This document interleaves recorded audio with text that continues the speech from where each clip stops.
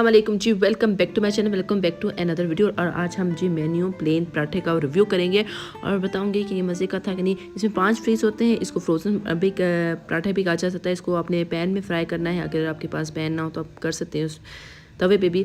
और ये हलाल प्रोडक्ट है, यहाँ लिखा हुआ है। और ये कहाँ की बनी हुई ये बताऊंगी। और ये सारी न्यूट्रिशन आप इसके पढ़ सकते हो वीडियो को स्टॉप करके। नहीं कि मैं स्टॉप नहीं कर रही क्योंकि मैंने जल्दी जल्दी आपको बताना है ताकि कि वीडियो लंबी ना हो जाए।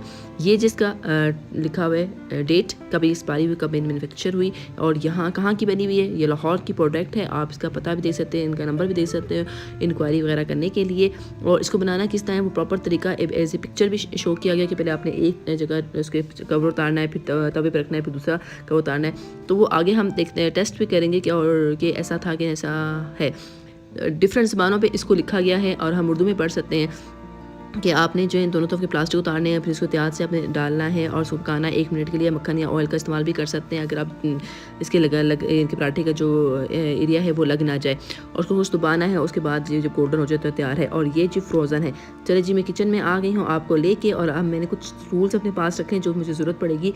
तो सबसे पहले इस पैकेट नमा को खोल लेते हैं और उसके अंदर से कितने पराठे निकलेंगे वो मैं आपको दिखाऊंगी। तो आपने वीडियो को शुरू से एंड तक क्लास में देखना। अगर वीडियो को पसंद आ गई है तो लाइक तो कर देना।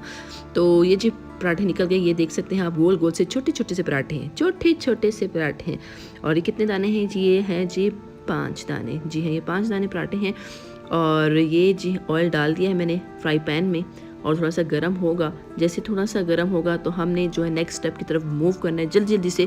और मेरा इंस्टाग्राम पे जिस तरह कोई टच रोज़ को फॉलो कीजिएगा।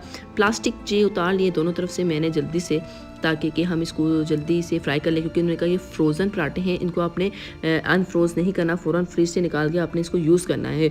तो मैंने ऑयल में गरम ऑयल में एक तरफ इसको पकाने के लिए छोड़ दिया है।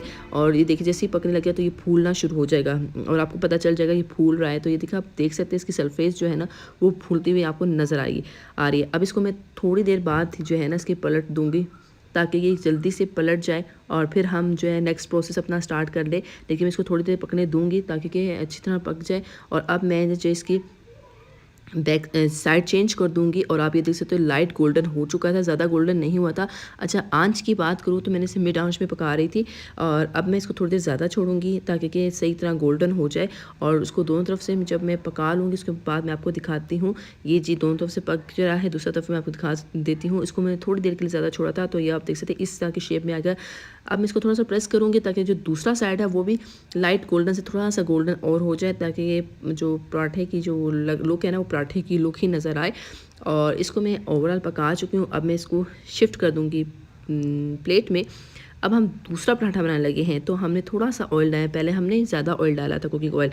अब थोड़े से कुकिंग ऑयल में मैंने इसको दोबारा से वही प्रोसेस किया और यहाँ से थोड़ा सा पक गया। तो उसके बाद जी मैंने इसका टर्न करने का टाइम था तो मैंने इसको टर्न कर लिया। और आप देख सकते हो थोड़ा ऑयल कम था। तो अब इसको मैं टर्न कर दिया। अभी मैं इसको भी 1 मिनट के लिए पकाऊंगी और प्रेस करती जाऊंगी थोड़ा थोड़ा। इसको छोड़ना नहीं है कि आप कोई और काम करने लग जाए। अब आपको मैं दिखाती हूँ, इस तरफ वाला जो है वो रोटी नुमा बना है, पराठा नुमा नहीं बना, क्योंकि इसमें हमने कोई ऑयल नहीं लगाया था। तो एक साइड पे ही ऑयल लगा हुआ था, दूसरे साइड पे ऑयल नहीं लगा हुआ था। तो चलें जी, एक एक्सपीरियंस ये भी हुआ मेरे साथ और वो ही मैंने आपको साथ शेयर कर दिया है। इसको मैं थोड़ा सा प्रेस करती जा रही हूँ ताकि कि अच्छी तरह पक जाए। और इसको पकने के बाद फ़ौरन बाद जी हम शिफ्ट कर देंगे दूसरी प्लेट की तरफ। अब जो है मैंने बिल्कुल भी ना कुकिंग ऑयल नहीं डाला, आप देख सकते हो बिल्कुल भी कुकिंग ऑयल डाला, वैसा डायरेक्ट इसको पका लिया है। मैं आपको इसलिए डिफरेंट स्टेप बता रही हूँ कि अगर आपने ऑयल नहीं डालना तो ये कैसे बनेगा, अगर ऑयल डालेंगे तो कैसे बनेगा। तो ये भी थोड़ी सी देख सकते हैं, थोड़ी देर में ही ना ये बुलबुले थोड़े से बनने लग गए। यानी कच्चापन जो नीचे इसकी साइड है वो ख़त्म होने लग गया था। तो अब इसको हम शिफ्ट कर लेंगे 1 मिनट के फ़ौरन बाद। ये रोटी नुमा बन गया है। अगर आपने ऑयल नहीं डालना तो इसकी लुक इस तरह से होगी। और मैं खा के बताऊँगी कि यम्मी थी कि नहीं थी, परचेज़ करना चाहिए थे कि नहीं चाहिए था। लेकिन साइज़ बहुत ही छोटा था। ये जी 4 पराठे मैंने डिफरेंट स्टाइल के बना के आपके सामने पेश कर लिए।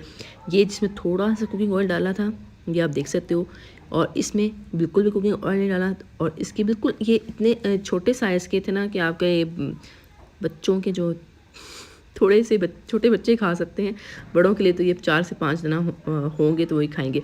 और ये फुल जी ऑयल में डीप फ्राई होने वाले हैं। तो ये आप देख सकते हो, ये पूरे मैंने आपको डिटेल में बताया। वीडियो अच्छी लग रही है तो ज़रूर लाइक कीजिएगा, इन्फॉर्मेशन अच्छी लग रही है तो ज़रूर लाइक कीजिएगा। अच्छा, ये जो 4 पराठे हाँ, ये 4 पराठे आपके सामने बिल्कुल पेश है कि 1 पराठा आपका रह गया था इस वीडियो में, तो वो ये रहा पराठा। इसको मैंने क्यों नहीं फ्राई किया, इसलिए कि मैं आपको दिखाऊं। अगर आप इसको फ्रिज से निकाल के रखेंगे कि दोबारा बाद में हम इसको कर लेंगे, तो ये जैसे ही थोड़ा सा मेल्ट होगा ना, तो ये चिपकना शुरू हो जाएगा और ये आपकी रोटी की शेप भी ख़राब हो जाएगी और इसको पकाना मुश्किल हो जाएगा। इसलिए जैसे ही आपने इसको पकाना होगा उसी टाइम अपने फ्रिज से निकालना है। फ्रिज से निकालने के फ़ौरन बाद ही आपने इसको फ्राई करना है, वरना से इसकी ये हो जाएगी हालत ख़राब और हो जाएगा बुरा हाल। तो ये ओवरऑल आपके सामने है। और इसके साथ आप क्या क्या खा सकते हैं, इसके साथ आप कुछ भी यानी कि खाना चाहें खा सकते हैं। आप मलाई खा सकते हैं, ये रही है मलाई। अगर आपने मलाई के साथ खाना है इसको, आप मलाई के साथ भी पेश कर सकते हैं। अगर आपने अंडे के साथ खाना है, एग के साथ, वो भी आप खा सकते हो। घर के जो सालन होता है उसके साथ भी आप इसको खा सकते हो।